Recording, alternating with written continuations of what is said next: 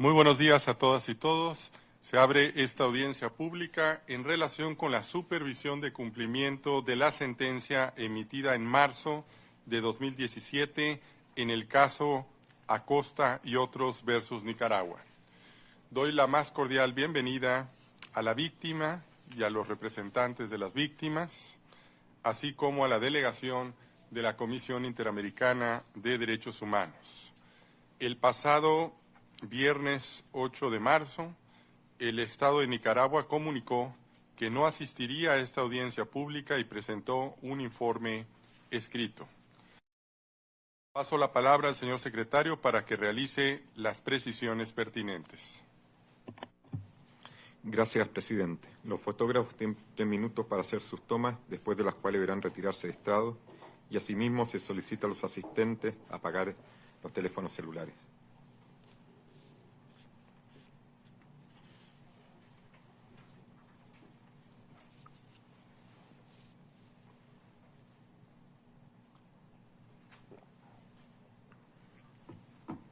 Esta audiencia fue convocada por el presidente de la Corte Interamericana el 13 de febrero del presente año.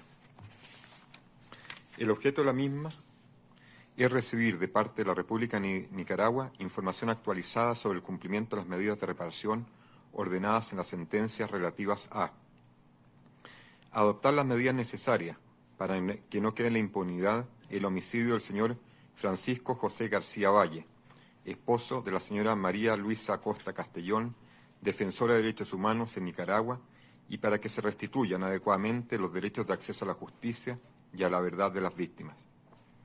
Elaborar mecanismos de protección y protocolos de investigación para casos de situaciones de riesgo, amenazas y agresiones de defensoras y defensores de derechos humanos, que tengan en cuenta los riesgos inherentes a tal actividad y conduzcan a la determinación y eventual sanción de los responsables y a una reparación adecuada, así como fortalecer mecanismos para proteger eficazmente a testigos, víctimas y familiares que se encuentren en riesgo como resultado de su vinculación a tales investigaciones, tomando en cuenta, a lo menos, los requisitos establecidos en los párrafos 223 de la sentencia. Asimismo, la audiencia tiene por objeto escuchar las observaciones de los representantes de las víctimas y el parecer de la Comisión Interamericana al respecto. Se da la bienvenida a la representación de la Comisión Interamericana de Derechos Humanos, en esta oportunidad la delegación compuesta por las señoras Silvia Serrano Guzmán y Paulina Corominas Echegaray. Asimismo, se da la bienvenida a los representantes de las víctimas, la señora María Luisa Acosta, víctima y representante del Centro de Asistencia Legal a Pueblos Indígenas, y Juana Bilbano Webster, del Centro por la Justicia y los Derechos Humanos de la Costa Atlántica de Nicaragua. Debido a que el Estado no se presentó a esta audiencia, las representantes de las víctimas iniciarán con una exposición para lo cual dispondrán de 20 minutos. Posteriormente, la Comisión Interamericana dispondrá de 15 minutos con el fin de que se exprese su parecer. Gracias, presidente. Muchas gracias, señor secretario. Daré ahora la palabra a la víctima y a las representantes de las víctimas para que realicen su exposición. Solicito que indiquen a la Corte el nombre de la persona que realizará las observaciones y proceder con estas. Muchas gracias. Buenos días, honorables jueces y juezas y representantes de la Comisión Interamericana de Derechos Humanos. Mi nombre es María Luisa Acosta, víctima en el presente caso y coordinadora del Centro de Asistencia Legal a Pueblos Indígenas CALPI. Me acompaña Juana Bilbano Webster por el Centro de la Justicia y Derechos Humanos de la Costa Atlántica de Nicaragua, CEJUDCAN, también representante de las víctimas. Agradecemos a la Honorable Corte la convocatoria de la presente audiencia.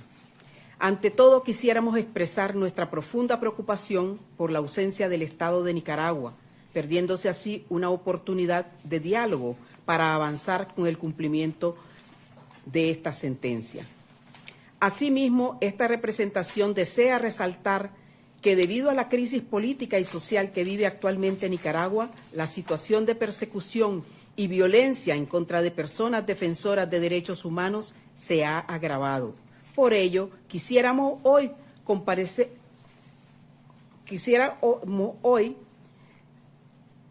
que los que comparecemos a esta audiencia hacerles conocer que tememos ser víctimas de actos de violencia, particularmente quienes residen en Nicaragua, por lo que solicitamos a la Corte que requiera al Estado que garantice la seguridad de los miembros de nuestra delegación. Esta audiencia pública de supervisión de cumplimiento de sentencia versa sobre la falta de justicia e investigación del asesinato de mi esposo, Francisco José García Valle, el cual se dio como represalia por mi labor como defensora de los derechos humanos de los pueblos indígenas y afrodescendientes de la costa caribe de Nicaragua. Como consecuencia de la responsabilidad del Estado en estos hechos, la Corte ordenó la adopción de una serie de medidas de reparación. Esta audiencia fue convocada para supervisar los puntos pendientes de cumplimiento. Primero, elaborar mecanismos de protección y protocolos de investigación para situaciones de riesgo, amenazas y agresiones de defensoras y defensores de derechos humanos. Segundo, la adopción de las medidas necesarias para que el homicidio de Francisco José García Valle no quede en la impunidad.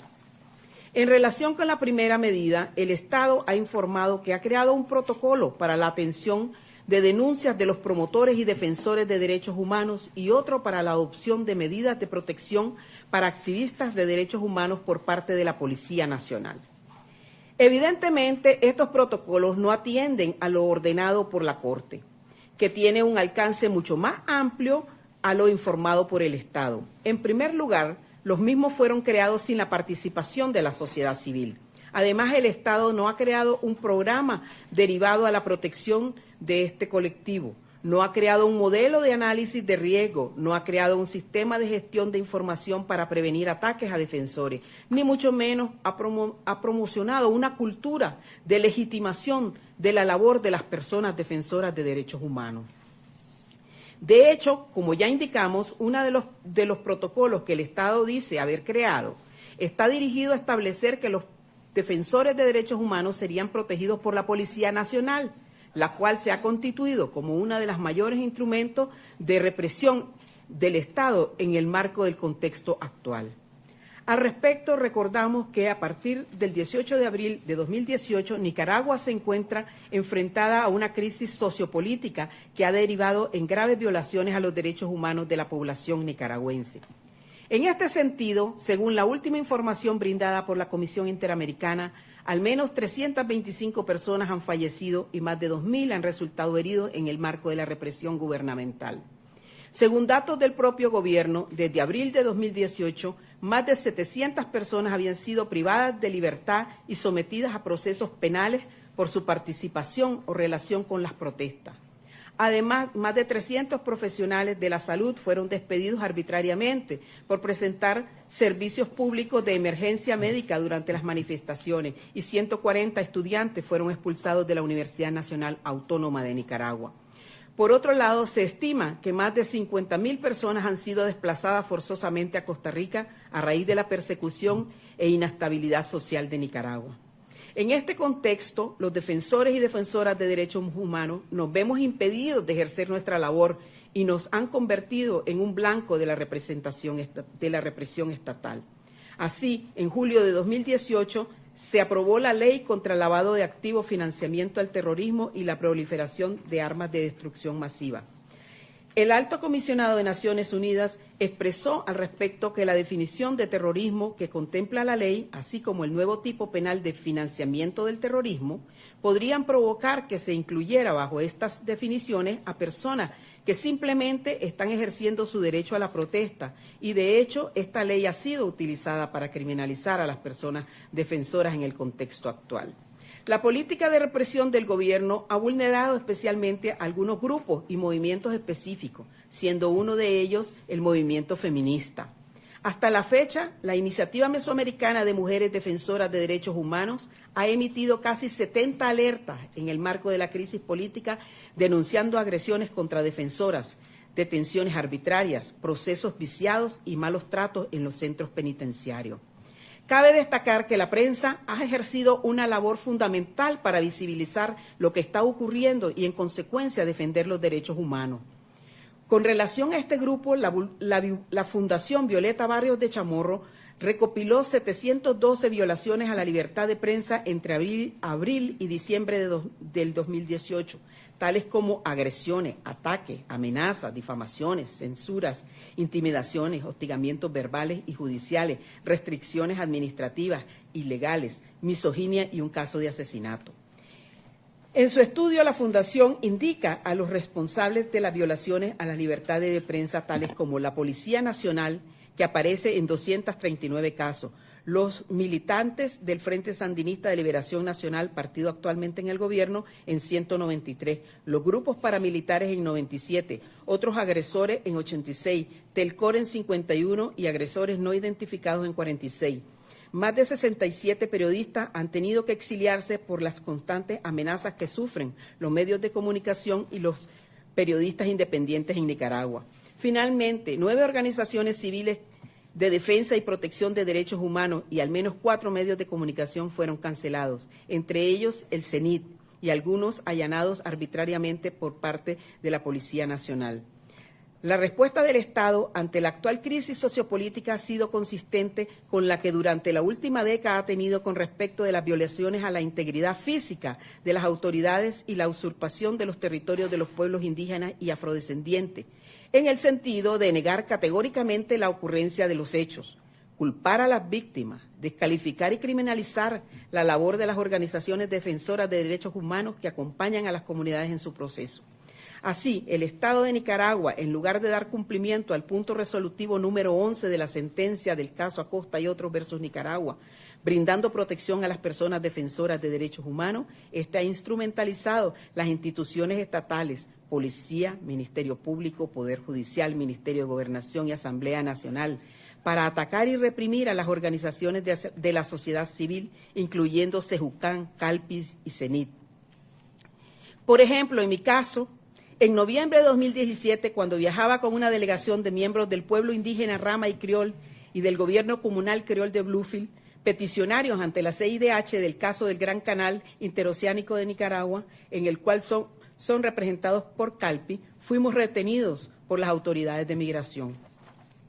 Y esto volvió a ocurrir en reiteradas ocasiones, por lo que en abril de 2018 envié cartas a la ministra de Gobernación y a la directora general de Migración y Extranjería pidiendo explicaciones sobre el ilegal proceso, pero no obtuve respuesta alguna. Estos hechos fueron puestos en conocimiento de esta honorable Corte, quien solicitó explicaciones al respecto sin obtener respuesta.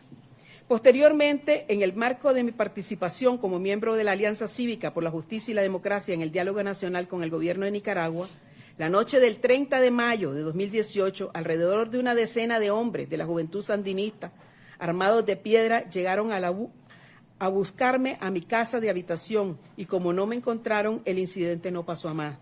Pero tal amenaza me hizo temer por mi integridad personal y hasta por mi vida, al darme cuenta que las autoridades que se suponían debían garantizar nuestra seguridad eran las mismas que me hostigaban, obligándome a salir forzosamente del país. Paso la palabra a mi colega Juana Bilbao.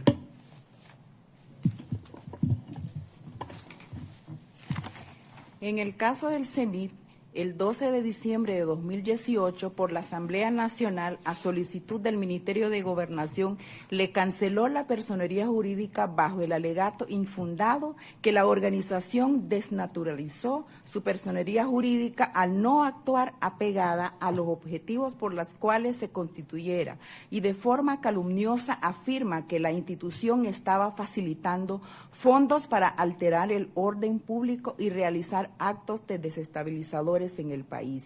No obstante, actualmente están llevando a cabo una batalla jurídica para recuperarla, aunque con pocas expectativas por la falta de independencia del Poder Judicial nicaragüense.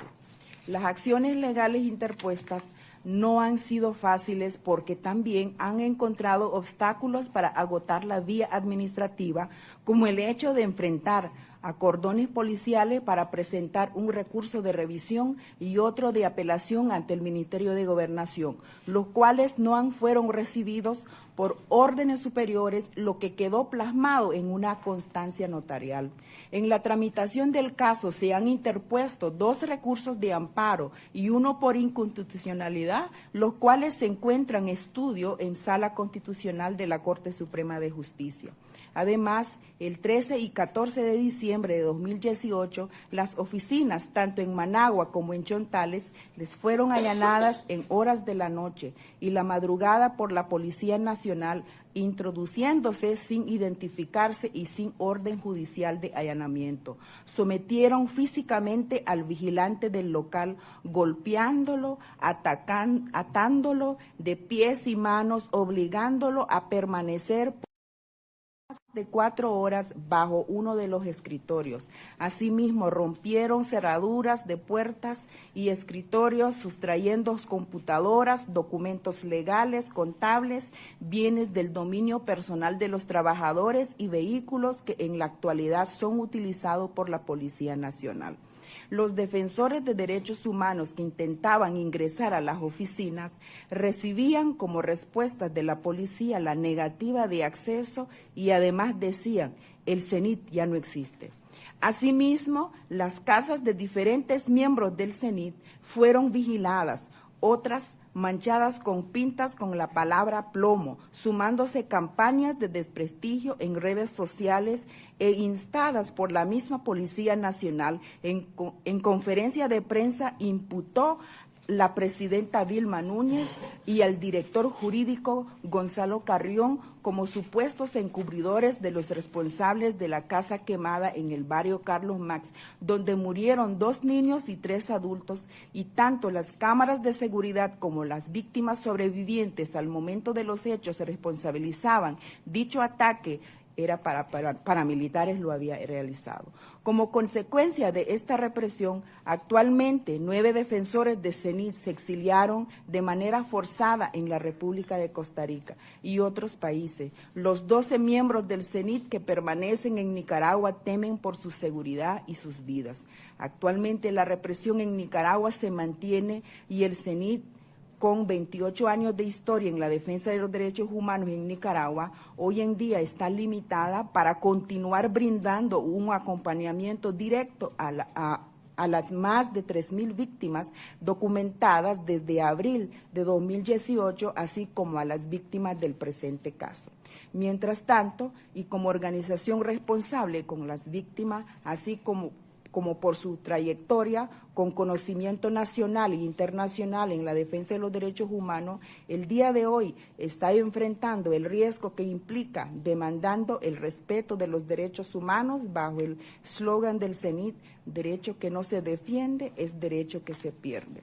En el contexto nacional actual ha incrementado la represión no solo contra organizaciones de promoción y defensa de los derechos humanos como CENIT, CEJUDCAN y CALPI, sino que también contra los usuarios de estas organizaciones, tales como líderes y autoridades tradicionales que alzan su voz ante la usurpación de sus tierras y recursos naturales, por la imposición de megaproyectos como el Gran Canal Interoceánico de Nicaragua y por la explotación de minas de oro o la tala indiscriminada del bosque en sus territorios tradicionales, y por la estrecha alianza que existe entre ellos con las personas defensoras de derechos humanos. Esta sigue siendo el blanco de las campañas de desprestigio, intimidación, deslegitimación de su labor, difamación y amenaza. En el caso de las personas defensoras de derechos humanos de CEJUDCAN, quienes ejercemos nuestra labor en la costa caribe nicaragüense, recibimos amenazas a través de redes sociales con sus fotografías y medios radiales por parte de los secretarios políticos del partido en el gobierno y autoridades de la región autónoma de la costa caribe norte. Estas personas además incitaron a los jóvenes de la juventud sandinista a secuestrar y a quemar el vehículo en que se transportan a los miembros de CEJUDCAN. Todas las amenazas están directamente vinculadas al desempeño del trabajo pacífico y legítimo de promoción y protección de los derechos humanos que realizan las distintas organizaciones y personas presentes en esta audiencia. Estas se dan, además, a pesar de que tanto el CENIT como CEJUDCAN cuentan con medidas cautelares dictadas por la Comisión y algunos miembros de CEJUDCAN incluso con medidas provisionales. Como puede observar la Honorable Corte, el Estado de Nicaragua no solo no ha cumplido, sino que sus actuaciones atentan directamente con el derecho de los defensores y defensoras de derechos humanos a llevar a cabo su labor.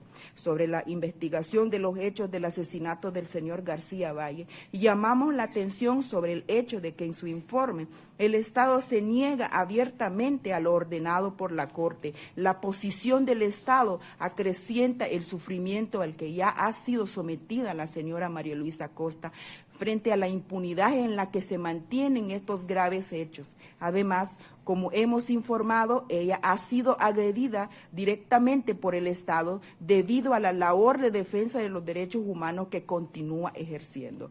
En atención a todo lo anterior, solicitamos a la Honorable Corte emita una resolución de cumplimiento en relación a este caso, en la que, 1, llame la atención al Estado de Nicaragua, reiterando que éste se encuentra obligado a cumplir con lo ordenado en la sentencia. 2, ordene al Estado garantizar que las organizaciones aquí presentes podamos seguir ejerciendo nuestro rol de defensa de derechos humanos sin obstáculos ni represión. 3, dé por incumplida la medida ordenada en relación con la elaboración de mecanismos de protección para defensores y le ordene abstenerse de continuar con los ataques contra defensores y defensoras de derechos humanos que hemos descrito. 4, ordene al Estado que adopte las medidas necesarias para cumplir con lo relacionado a la investigación de los hechos relativos al asesinato del señor García Valle, pues, en palabra de esta Corte, la impunidad propicia la repetición de los hechos violatorios de derechos humanos, lo que resulta particularmente preocupante en el contexto descrito. Asimismo, solicitamos que, dado el abierto desacato del Estado, pongan el caso en conocimiento de la Asamblea General de la OEA a celebrarse en junio de este año. Muchas gracias. Muchas gracias a la víctima y a la representación de las víctimas. Corresponde ahora a la representación de la Comisión Interamericana de Derechos Humanos presentar sus observaciones. Pregunto, favor de indicar el nombre de la persona que hará la presentación y proceder con ella, por favor.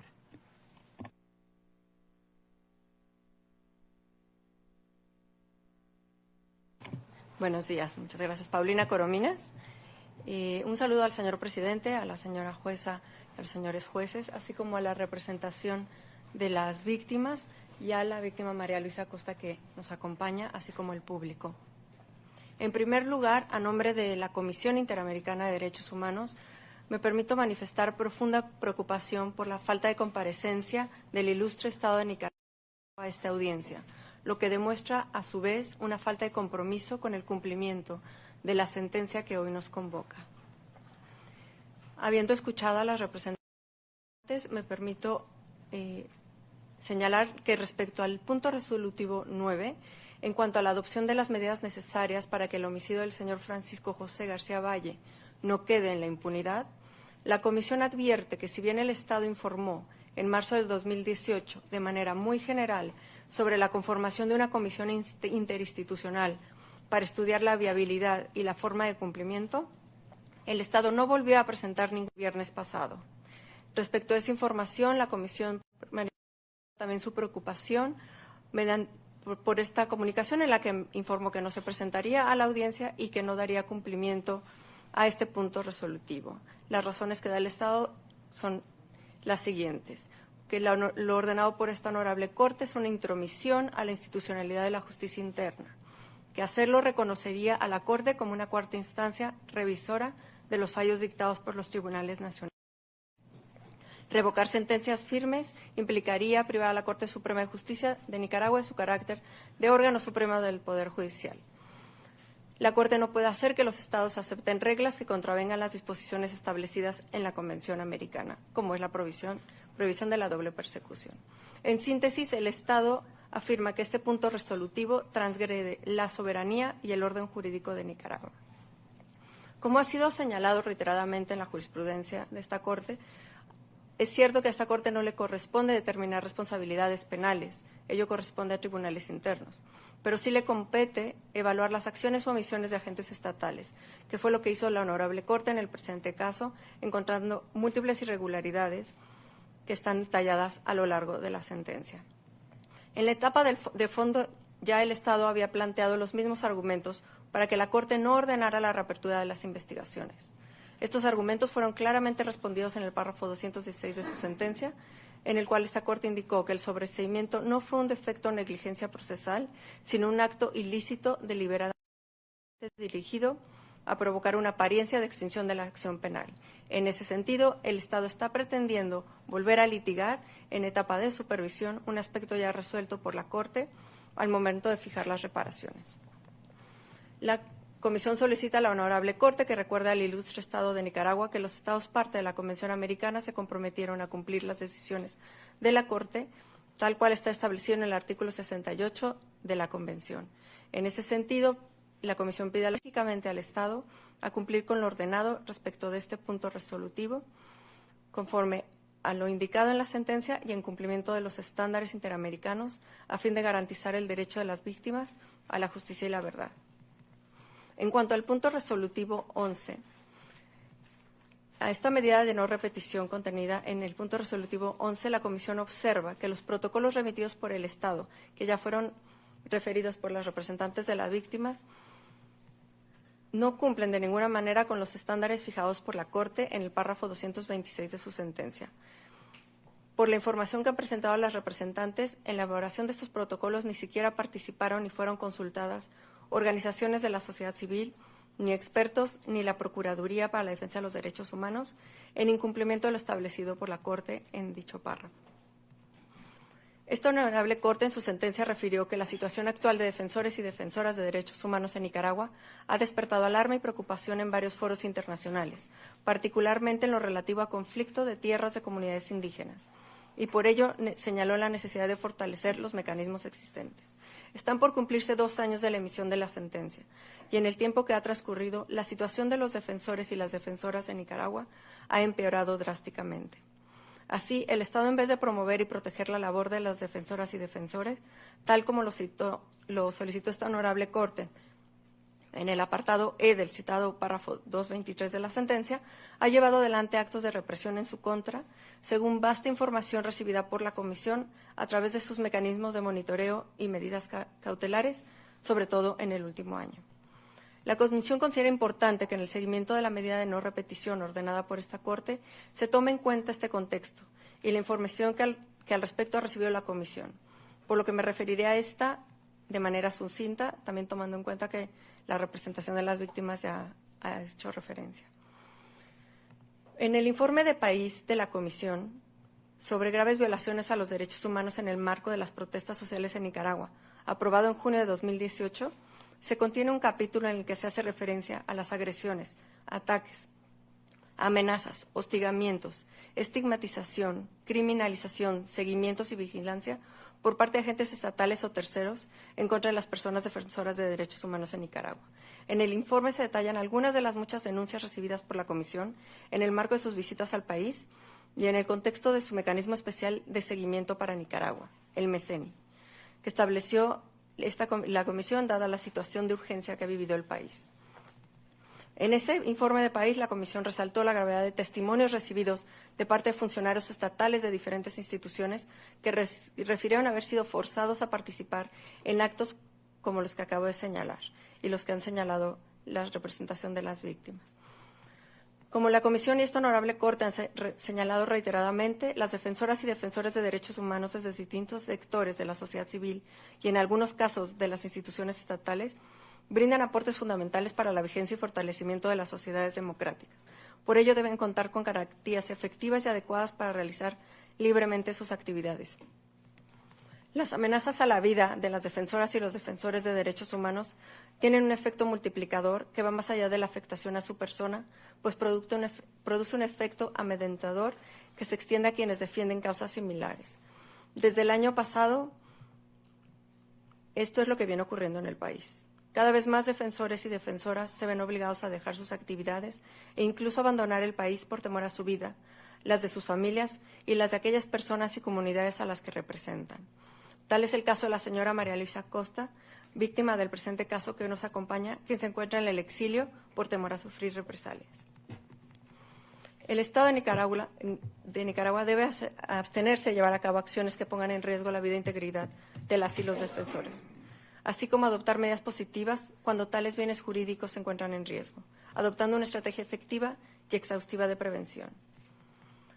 Por otro lado, la Comisión ha subrayado el constante uso de las redes sociales y otros medios de información, como también han señalado las representantes de las víctimas, por parte de autoridades estatales y actores no estatales para hostigar, descalificar y estigmatizar a las defensores y defensores, tanto por denunciar violaciones de derechos humanos ocurridas en el marco de la represión estatal, como por presuntamente alentar a la participación de la población en las manifestaciones. Como ha señalado la Comisión en sus informes temáticos, los funcionarios públicos deben abstenerse de realizar declaraciones que estigmaticen a defensores y defensoras o que sugieran que las organizaciones actúan de manera indebida o ilegal, solo por el hecho de realizar sus labores de promoción y defensa de los derechos humanos. La Comisión ha notado con preocupación que en el reciente año altas autoridades y otros funcionarios han participado de campañas de desprestigio y deslegitimación, fallando así el Estado en su deber de protección y prevención. También ha resultado preocupante para la Comisión y resulta preocupante la utilización de tipos penales ambiguos, como incitación a la rebelión, terrorismo, sabotaje, entre otros, para criminalizar la labor de las personas defensoras de derechos humanos en Nicaragua. Las declaraciones de las autoridades que incriminan públicamente a las y los defensores por presuntos delitos que no habrán sido judicialmente declarados culpables puede vulnerar el derecho a la presunción de inocencia. En su reciente comunicado de prensa del 28 de febrero de 2019, la Comisión advirtió que las personas defensoras y las organizaciones de la sociedad civil continúan siendo afectadas por actos de intimidación y hostigamiento. En ese sentido, es de resaltar la gravedad del hecho de que el 12 de diciembre pasado la Asamblea Nacional haya decidido cancelar la personería jurídica del CENID, una de las organizaciones representantes de las víctimas en el presente caso, así como de la represión que habrían sido objeto. La Comisión también tiene información respecto a otras organizaciones a las que se le ha cancelado su personería jurídica, impidiéndole así su trabajo de defensa. La Comisión reitera también su preocupación sobre los actos de hostigamiento denunciados por los representantes que ha venido sufriendo la víctima María Luisa Costa desde noviembre de 2017. La Comisión considera indispensable que se cuente con un diagnóstico claro de las fuentes de violencia, inseguridad y riesgo y solicita a la Honorable Corte que en la resolución que emita inste al Estado a tomar las medidas de seguridad necesarias para salvaguardar la integridad de la señora María Luisa Costa. Así, la Comisión considera que la información referida hasta ahora pone de manifiesto la importancia de que la Honorable Corte dé un enérgico seguimiento a la medida de no repetición dispuesta en el presente caso, a fin de que los defensores y las defensoras de derechos humanos puedan continuar con su importante labor sin temor a represalias. La Comisión destaca la relevancia de que la Corte dicte una resolución en la cual tome nota de la situación de contexto actual, declare el incumplimiento de la medida de no repetición e inste al Estado a dar cumplimiento a la integridad de la sentencia y participar activamente en el presente proceso de supervisión. Muchas gracias. Muchas gracias a la representación de la Comisión Interamericana de Derechos Humanos. Ahora corresponde a la y los integrantes de este tribunal participar, si así lo desean. Juez Ricardo Pérez Manrique, adelante, por favor. Gracias, señor presidente. Doctora Costa, yo le pediría que nos contara en qué condiciones se producen su decisión forzada de exiliarse, ¿verdad? ¿Cuáles fueron las afectaciones a su libertad personal y a su seguridad que usted pudo percibir y que la llevaron a abandonar a Nicaragua? Gracias, señor juez.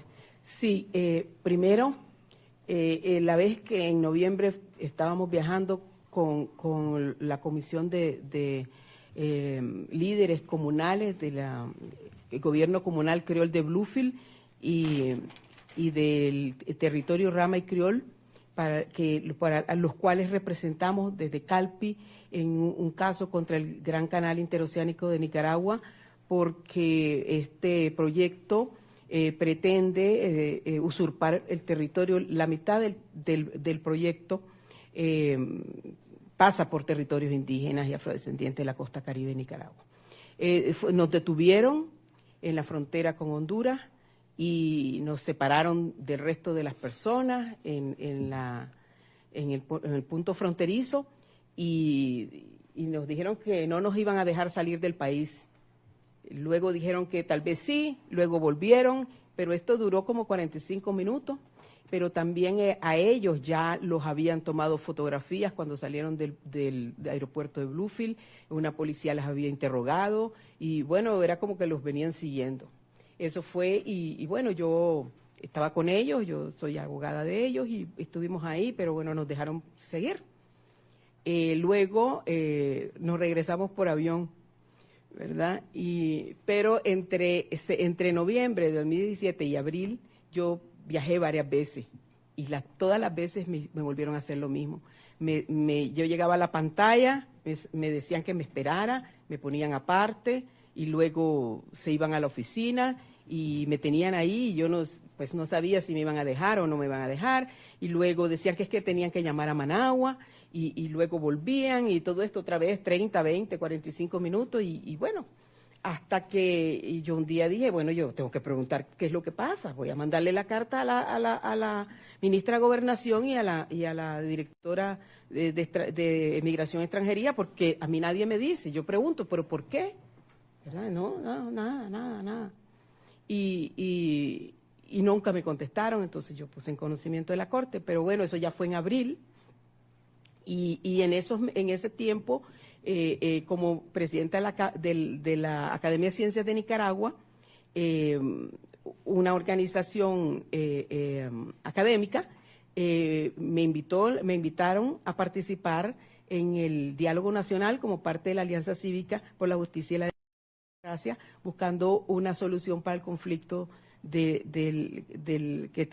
la situación, ¿verdad?, de sociopolítica de Nicaragua. Pues yo comencé a ir a las reuniones y bueno, en un momento del debate yo dije que el principal función y obligación del Estado era proteger la vida, ¿verdad? Y bueno, y hablé y bueno, salió en la prensa esto, lo otro, y bueno, pero yo profundamente creo eso, no solo por mi formación en derechos humanos, sino como persona que ha sufrido una situación de esa. Yo pues, espero que los estados respeten la vida de las personas.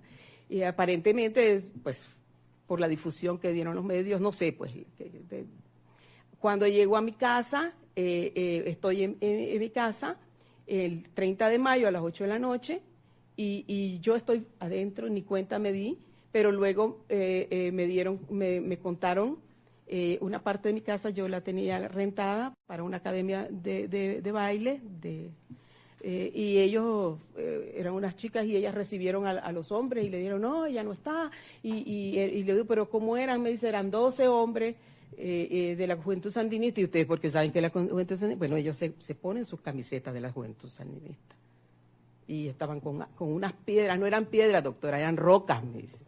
Estaban buscándola a usted y estaban buscando la puerta y nosotros le dijimos que no estaba. Y nosotros incluso teníamos una celebración del Día de la Madre, por el 30 de mayo, el Día de la Madre en Nicaragua, y inmediatamente nos fuimos. Y yo sí oí que tenían su fiesta y después se fueron,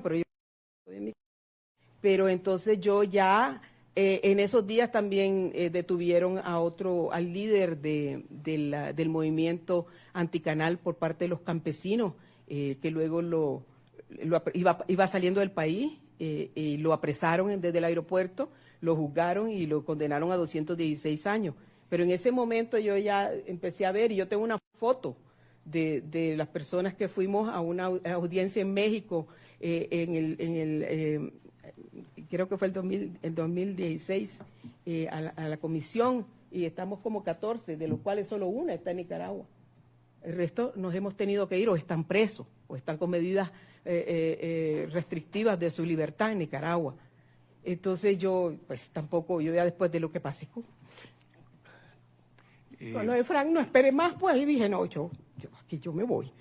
Y me puse a pensar, bueno, llamo a la policía, porque voy a llamar a la policía si le tengo pavor a la policía. La policía es la que está haciendo todo esto, o sea, la policía y los paramilitares. ¿A quién voy a llamar? Entonces yo dije, pues yo vivo sola. Y de todas maneras, mi hermano lo tenía a 3 casas, pero bueno, llamo a mi hermano, a los 2 nos van a matar. Entonces yo dije, no, me voy de este país, y entonces salí de Nicaragua. Aunque he seguido trabajando con las personas que trabajo, he seguido llevando mis casos, porque ahora el mundo es cibernético, pero realmente a mí me da pavor regresar. En Nicaragua nadie tiene seguridad, nadie, y mucho menos las personas que por vocación seguimos esta labor. Entonces me parece suicida regresar y por eso no estoy allá. Una segunda pregunta. ¿Cuál es el rol del sistema de justicia en este contexto? Desafortunadamente, el rol del sistema de justicia de Nicaragua, desde 1980, está en poder del Partido Sandinista y ha tenido diferentes momentos en que ellos se han manejado públicamente. Lo dijo el expresidente de la Corte en ese momento, Rafael Solís, que él estaba ahí para representar los intereses del Estado, estaba en la Corte Suprema para representar los intereses del Partido Frente Sandinista de Liberación Nacional. O sea, la politización del sistema judicial en Nicaragua no es de ahora, pero ahora llegó él también ahora salió de Nicaragua y dio amplias declaraciones a periodistas de todo el mundo, y no solamente dijo eso, dijo que todos los juicios los juicios que se están llevando contra las personas que participaron en las marchas en abril eran juicios políticos que estaban dirigidos desde el Carmen, la residencia del presidente, que el Poder Judicial no podía hacer nada al respecto. Eso lo ha dicho y están en todos los medios. Pero en el tiempo del asesinato de mi esposo también era así. Lo que pasa es que era un grado menor. Y bueno, en ese momento había conocimiento generalizado de que se vendían las sentencias, que ese partido vendía las sentencias y bueno, es la única explicación que yo tengo, porque nosotros nos quedamos con todas las pruebas en el caso del asesinato de mi esposo, y la primera instancia, la segunda instancia y la Corte Suprema, conformada por estas mismas personas, no vieron las pruebas que estaban en el expediente, y que yo a gritos así lo decía en todos los medios, y bueno, siempre he sido bastante vocal. Y nunca se decidieron a impartir justicia de manera seria. O sea que el sistema judicial, también lo dice el GEI, que es un elemento más es un elemento que desafortunadamente no tenemos un sistema judicial. Tenemos unos jueces que obedecen, tenemos abogados que obedecen y que están en la judicatura, y eso es desafortunado. Es por eso que tenemos un país donde la gente sale. Ya no podemos vivir en Nicaragua, conmigo 52,000 nicaragüenses aquí en Costa Rica. La situación es verdaderamente apremiante. Muchas gracias. Muchas gracias, señor presidente. Muchas gracias, juez Ricardo Pérez Manrique. Juez Patricio Pazmiño Freire. Muchas gracias.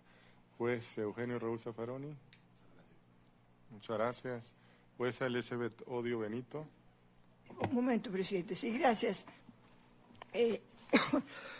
Señora Bilbano, ¿usted sigue viviendo en Nicaragua? Sí. Sí.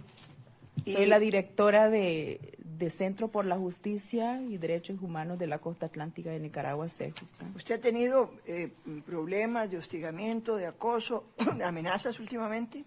Sí, he tenido amenaza, intimidación desde 2015 y por lo tanto la Comisión Interamericana me ha dado medidas cautelares en octubre de 2015 que hasta la fecha pues no veo el efecto de las medidas provisionales, porque el Estado de Nicaragua nunca ha sentado con nosotros para ver acciones concretas que puedan disminuir el riesgo que vivimos o disminuir las amenazas que recibimos, porque las amenazas son constantes por las redes sociales y no solo únicamente a mi persona, sino que todo el equipo de CEJUCAN. Además de redes sociales, hay miembros de las autoridades o de los grupos afines al gobierno que los amenazan a ustedes. Lo que observamos que la estrategia de la amenaza sí está cambiando, porque en los años anteriores era por mensajes celulares y por llamadas telefónicas, por Messenger, por Facebook, pero ahora en el 2018 ya por la campaña por los medios radiales y en el 2019 de cara a la elección regional ya los secretarios políticos, acompañados por la alcaldesa del municipio de Huaspán, va a las comunidades donde nosotros estamos brindando el acompañamiento, en este caso en las comunidades que tienen medidas provisionales. Nuestra obligación es dar ese acompañamiento directo y constante y por lo tanto viajamos nosotros a esas comunidades, así que ellos hacen convocatorias, asambleas comunales y ahí es que se comentan y le dicen a los comunitarios que la organización CEJUCAN están lucrando de dinero a nombre de las comunidades indígenas y por lo tanto sus bienes y hasta incluso la camioneta, si quieren quemar, lo pueden hacer. Así que en una comunidad hay diferentes ideologías políticas y también existen eso de la juventud sandinista y por lo tanto tememos por nuestra vida que haga de esa manera forma más directa y con testigos en la asamblea comunal. Muchas gracias. Díganme una cosa, por los medios de comunicación colectiva nos enteramos la semana pasada, creo, que el presidente Ortega había abierto nuevamente mesas de diálogo, había llamado a actores de la comunidad para empezar a conversar nuevamente. Organizaciones de la sociedad civil como las que ustedes representan, forman parte de esas mesas de diálogo, los han llamado a ustedes, piensan participar.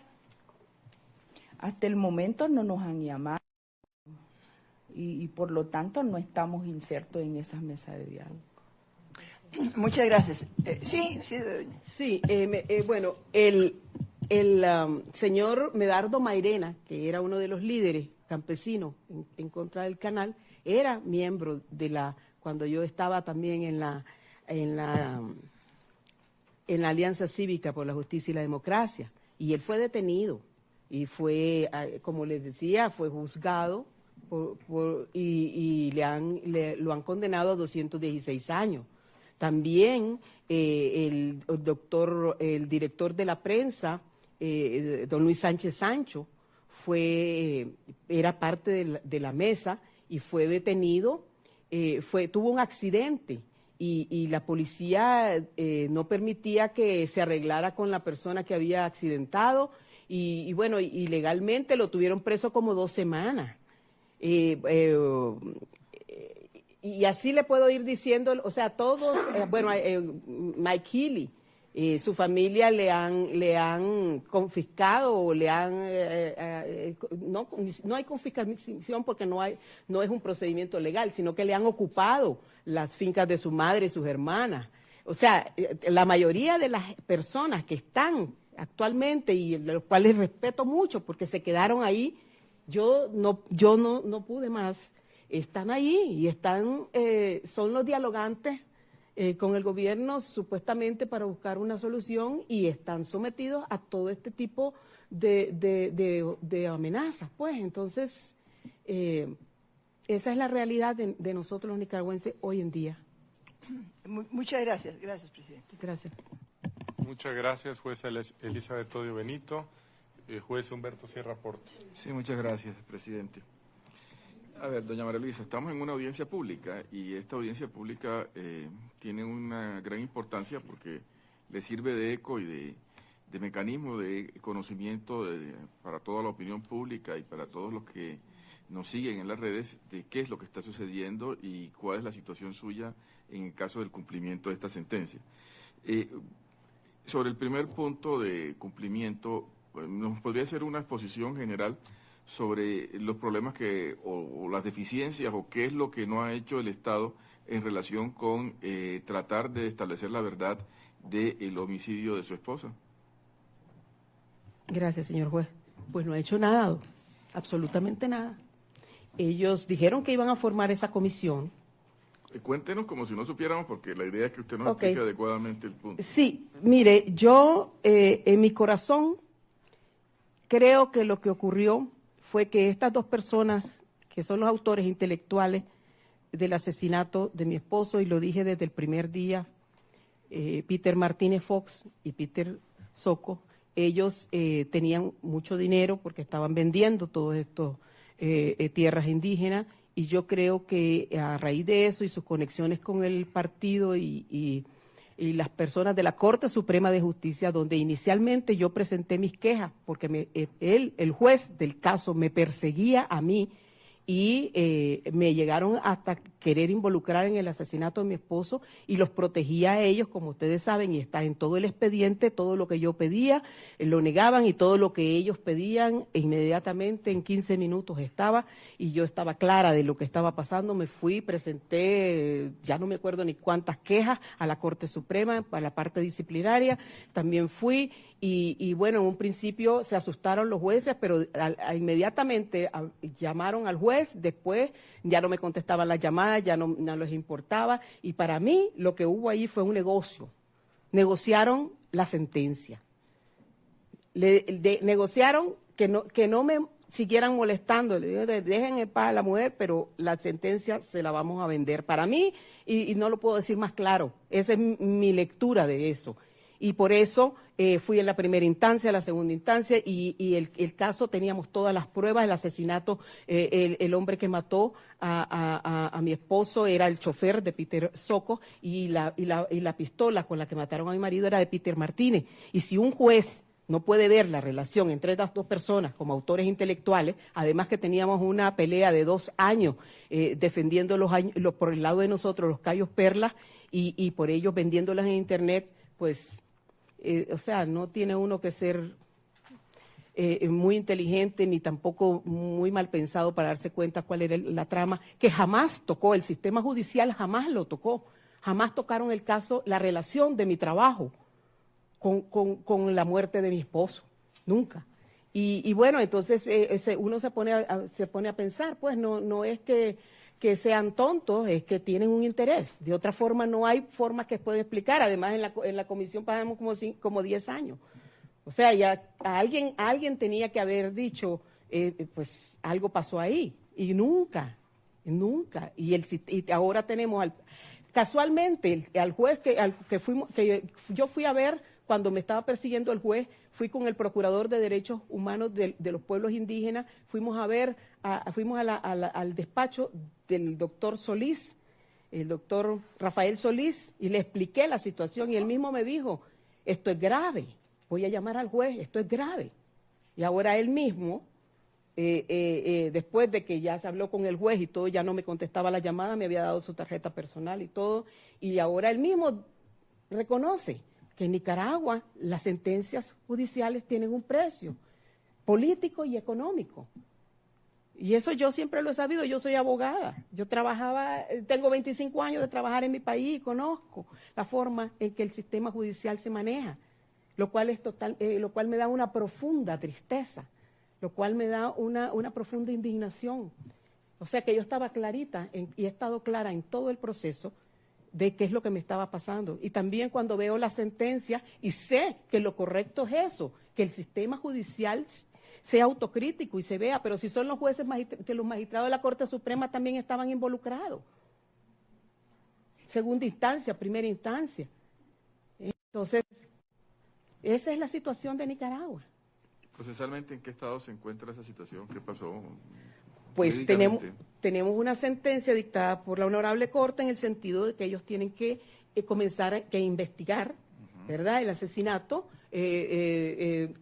como si ocurrió ayer, sin la prescripción, porque de todas maneras no habría prescrito, pero de todas maneras como que ocurrió ayer, y que además los jueces tienen que ver la cuestión disciplinaria en la forma en que se condujo, sobre todo el juez de primera instancia, que casualmente estaba concursando para convertirse en magistrado, y yo mandé unas cartas abiertas a la Corte y puse en evidencia la situación, porque uno de los requisitos era que las sentencias de los candidatos a ser magistrados estuvieran de acuerdo con los derechos humanos y con las sentencias del sistema. Y bueno, yo dije, no, no solamente no son de acuerdo con el sistema, es un violador del sistema, de derechos humanos, y está concursando porque él sigue siendo juez de la República.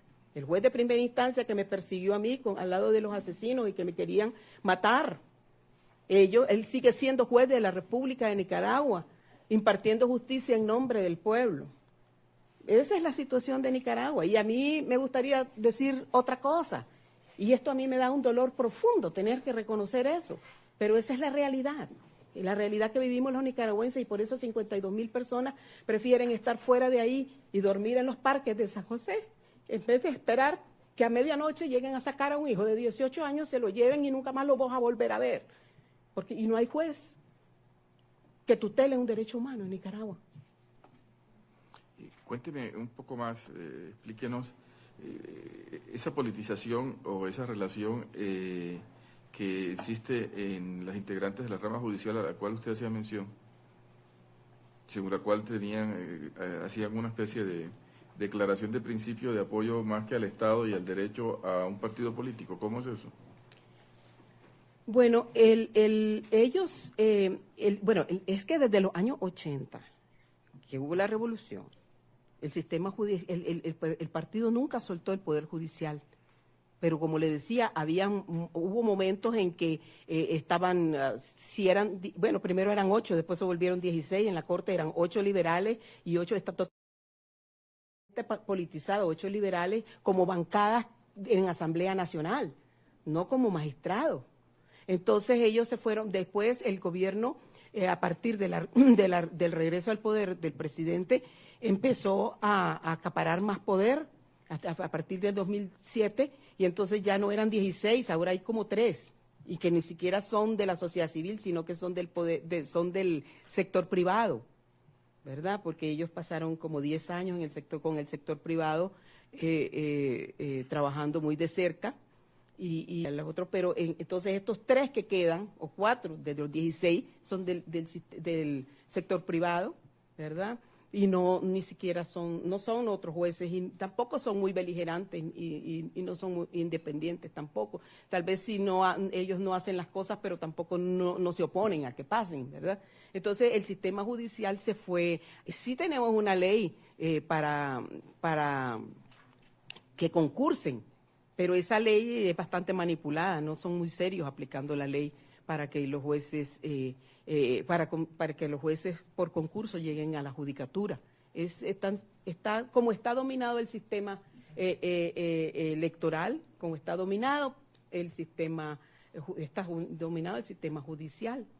Entonces, muy bien, muchas gracias. Pasando al otro punto, estos mecanismos de protección e investigación para los defensores y defensoras de derechos humanos, ¿por qué no nos cuentan un poco qué fue lo que hizo el Estado, por qué no sirve y qué es lo que tendría que hacer para que funcione?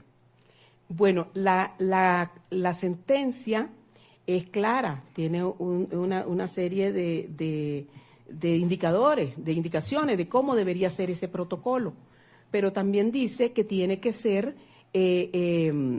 no solamente un producto del Estado, sino con la sociedad civil, con la Procuraduría de Derechos Humanos y con expertos, ¿verdad? Entonces ellos lo que hicieron fue un documentito bastante diminuto, ¿verdad? Y uno hizo la Procuraduría y el otro lo hizo la Policía, ¿verdad? Y ningún defensor de derechos humanos en su sano juicio en Nicaragua va a esperar que la Policía Nacional en este momento lo proteja, ¿verdad? Entonces nosotros creemos que simplemente a la luz de de lo que la Corte estableció que debía ser ese protocolo, no llegan a los estándares establecidos, no llegan, y en su forma, y en su fondo, y en su forma, porque solamente fue una decisión unilateral sin tomar en cuenta los otros sectores, que obviamente si se les va a aplicar o se les va a proteger, tienen mucho que decir con respecto de la forma en que deberían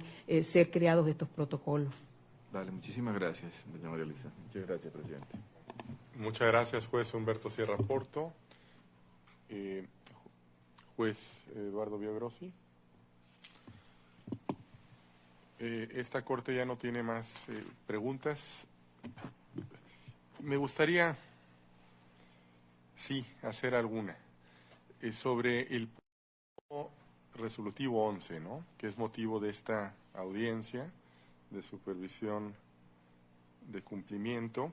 El resolutivo 11 dice que el Estado debe elaborar mecanismos de protección y protocolos de investigación sobre casos de situaciones de riesgos, amenazas y agresiones de defensoras y defensores de derechos humanos en los términos de los párrafos 223 y 224 de la sentencia. Y en esos párrafos se dice, entre otras cuestiones, que debe darse estos protocolos a través de la participación de las defensoras y de los defensores de derechos humanos, la organización civil y expertos en la elaboración de las normas que puedan regular un programa de protección al colectivo en cuestión, entre otros aspectos que la Corte estableció. La pregunta es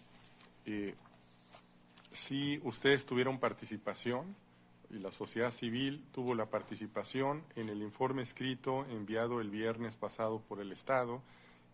Nos pide declarar cumplido este aspecto porque emitió una circular 006/2017 denominada Protocolo para la atención y trámite de las denuncias de los promotores y defensores de derechos humanos, y también que emitió un protocolo de la Policía Nacional sobre medidas especiales de protección y seguridad a activistas de derechos humanos. ¿Qué opinan al respecto?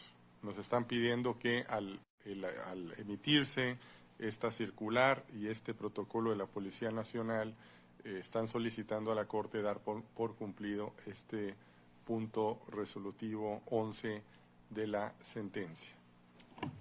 Gracias, señor juez. Señor presidente, nosotros no tenemos, nosotros desde el año pasado en 2 ocasiones mandamos, antes del primer informe, mandamos una comunicación a la Cancillería, ¿verdad? Y mandamos un documento técnico de cómo se debería implementar de nuestra visión, pues, técnica de cómo se debería implementar la sentencia, y nos pusimos a la orden, y eso fue, y no fue en ocasiones lo hicimos y nunca nos contestaron. Nosotros no hemos tenido ningún acercamiento con ellos, ¿verdad? Nunca nos han llamado. Después de eso, nunca nos han llamado ni antes, y bueno, no están aquí. O sea, ellos no han tenido ninguna voluntad de sentarnos a trabajar en ese protocolo, o de ninguna manera iniciar las investigaciones sobre el asesinato de mi esposo. O sea, es un Estado totalmente ausente de lo que se ha establecido por parte de las obligaciones que se le han impuesto con esta sentencia. Nada, no tenemos ningún tipo de... Y como le digo, mandamos las comunicaciones a ellos en 2 ocasiones y no absolutamente nada. Complementando lo que dijo la víctima, en este caso, pues el Estado en su informe señala que se conformaron una comisión interinstitucional, sin embargo, no nos tomaron en cuenta como representante, tampoco a la víctima. Y por lo tanto, pues en este caso el protocolo sobre las investigaciones para los defensores y defensoras desconocemos, ¿verdad?, su aplicación, porque nosotras mismas hemos presentado denuncias a la Policía Nacional y reciben y se engavetan, no proceden a las investigaciones, así que el Estado no puede decir en su informe que está aplicando. porque desconocemos.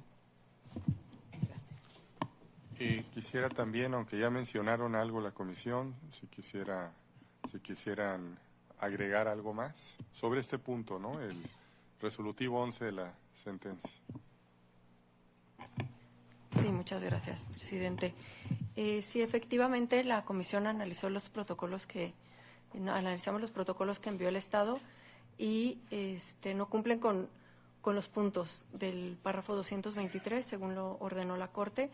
Sobre todo, nos parece la importancia de que hubieran estado convocadas las organizaciones de la sociedad civil, como dijeron, y tampoco siquiera tienen una dotación de recursos humanos ni financieros, según lo solicitó la Corte. Son muy escuetas, son muy cortas, y también de la información que ha recibido la Comisión a través de su MECENI, sabemos que las denuncias que se presentan no han sido investigadas. Entonces, si bien el MECENI ya no está en Nicaragua, porque desde diciembre el Estado suspendió su presencia en el país, sí, desde la sede sí, los miembros del MECENI tienen comunicación directa con las personas, y así hemos comprobado que estos protocolos y que las denuncias no han sido efectivas, las investigaciones. Muy bien, muchas gracias. Ahora sí, esta Corte ya no tiene más preguntas. Agradecemos muchísimo la presencia de la víctima, de la representación de las víctimas, por supuesto, a la delegación de la Comisión Interamericana de Derechos Humanos, a quienes están aquí presentes en la audiencia y a quienes nos están siguiendo por los medios electrónicos. Muy buenas tardes, se levanta la sesión.